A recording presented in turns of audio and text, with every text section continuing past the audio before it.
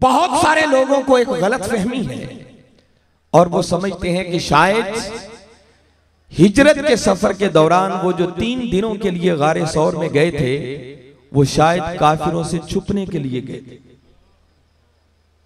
बज़ाहिर एक माहौल और समा भी ऐसा नजर आता है कि गार के मुंह पर मकड़ी ने जाला भी तना हुआ है, वहां वो कबूतरी ने अंडे भी दिए हुए हैं। अल्लाह रब्बुल इज्जत ने भी एक ऐसा माहौल बना दिया ताकि दुश्मन को पता ना चल सके कि अंदर कौन है। और बहुत सारे लोग गलत फहमी का शिकार हुए कि शायद गारे सौर में जाने का मकसद वो दुश्मन से छुपना था। सुन ले, जिस रसूल के बारे में हम ये गुमान करते हैं और एक गलत गुमान करते हैं कि शायद वो छुपने के लिए गारे सौर में गए थे, शायद हमारी नजरों से ये बात ओझल हो जाती है कि ये वो नबी मुकर्रम सल्लल्लाहु अलैहि वसल्लम हैं कि जिनकी शान ये है कि डूबे हुए सूरज को इशारा करें तो सूरज पलट के वापस आ जाता है, चांद को उंगली का इशारा करें चांद 2 हिस्सों में तकसीम हो जाता है, दरख्त को पैगाम भेजे वो जड़ें उखाड़ कर वज्र करता हुआ मेरे आका के कदमों में सरबसूद हो जाता है, वो कंकरियों को पत्थरों पर तवज्जो कर दे, वो कलिमा पढ़ना शुरू कर दे।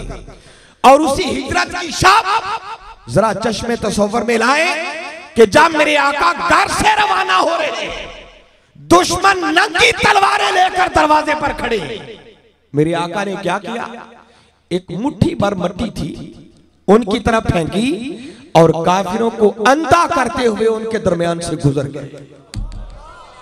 कोई काफिर आपको तक न सका, देख न सका।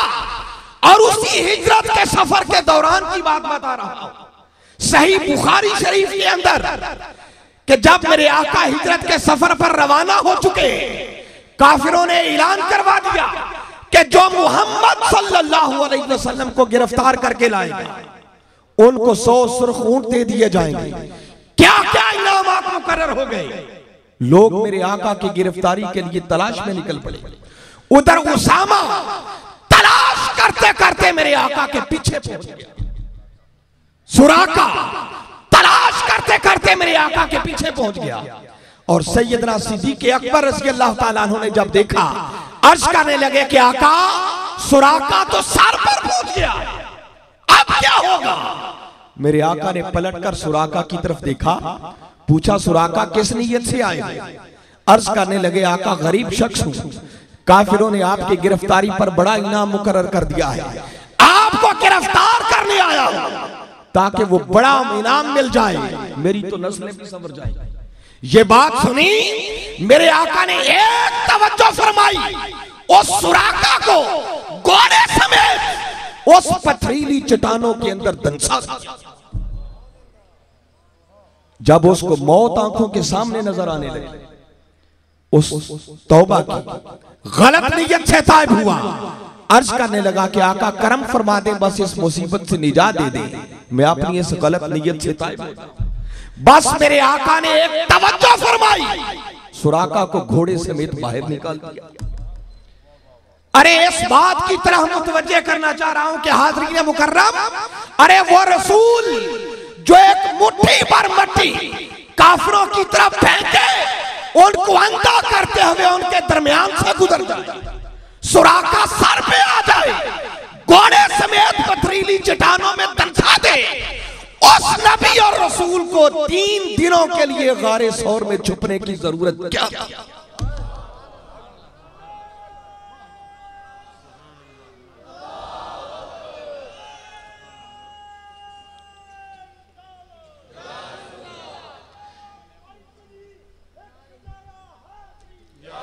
सोचने की बात है।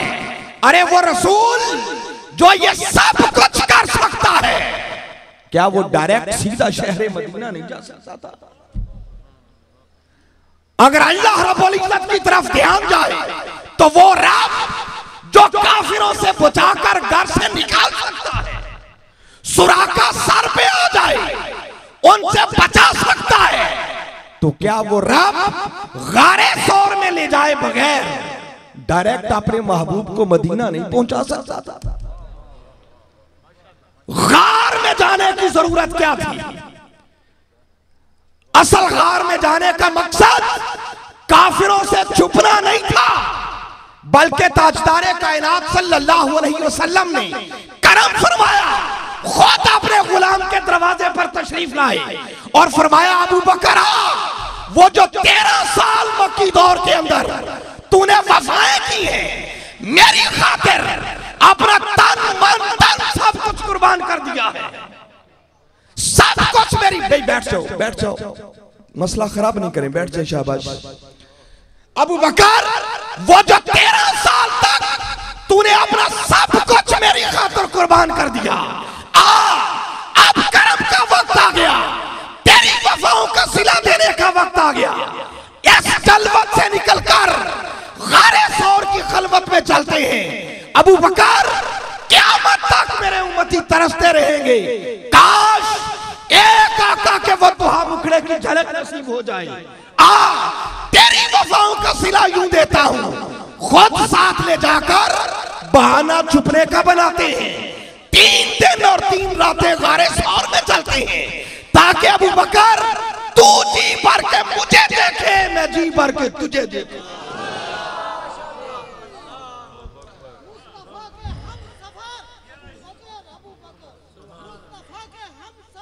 अबू बकर, अबू बकर, मुस्तफा के हम सफर, अबू बकर, अबू बकर।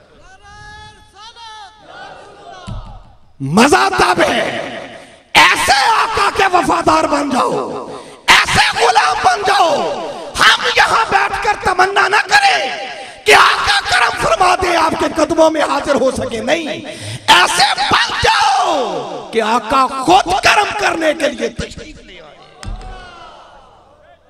मजा तब है, लुत्फ तब है, जिंदगी गुजारने का मजा तब है, यहीं बैठकर खाली तमन्नाएं करते रहे, बदले ना तो अल्लाह की इज्जत की कसम कभी करम नहीं होगा। करम तब होता है जब पहले कोई सब कुछ अबू बकर की तरह अपना आका पर कुर्बान कर देता। अगर कोई पूछे कैसे कुर्बान किया था, ज्यादा तफसीलात में जाने का तो वक्त नहीं है, उसी हिजरत की शब की तरफ आपकी तवज्जो दिलाना चाह रहा हूं। कुर्बान जाए अबू बकर की वफा पर, कुर्बान जाए अबू बकर की जानिसारी पर। मेरे आका की वफा कोई कम वफा नहीं है, जिस पर इकबाल ने कहा था, खुदा की तरफ से बंदे से बात करते हुए, काश कोई आका का वफादार बनकर तो दिखाए। इकबाल ने कहा था खुदा की तरफ से कि मोहम्मद से वफा तूने तो हम तेरे। हम ये हजारों हजार मर्तबा शेर पढ़ते हैं मगर कभी गौर नहीं करते। इकबाल की शायरी वो कुरान और हदीस का तर्जुमा है, निचोड़ है कुरान और हदीस का। इकबाल खुदा की तरफ से बंदे से मुखातिब होकर कह रहा है कि खुदा बंदे से कह रहा है कि ऐ बंदे की मोहम्मद से वफा तूने तो हम तेरे हैं। ये जहां चीज है क्या, लौह कलम तेरे। अगर बंदा मुस्तफा का हो जाए तो खुदा भी बंदे का है और खुदा की खुदाई भी बंदे की है। वो अबू बकर ने होकर दिखाया। बाकी 13 साल तो जैसे गुजरे सो गुजरे, मगर सिर्फ उसी रात की बात बता रहा हूं जब मेरे आका अपने उस जानिसार साथी के दरवाजे पर पहुंचे। आधी रात बीत चुकी है, हर कोई आराम कर रहा है, सो रहा है। मेरे आका ने दरवाजे के करीब होकर महसूस किया कि घर के अंदर किसी के टहलने की आवाज आ रही है, किसी के कदमों की आवाज आ रही है। मेरे आका ने दस्तक दी, अबू बकर ने दौड़कर दरवाजा खोला। मेरे आका ने आते ही पहला सवाल किया कि अबू बकर, हर कोई सो रहा है, रात बीत चुकी है, क्या तुम अभी तक सोए नहीं थे? अर्ज करते आका, बस एक दिन आप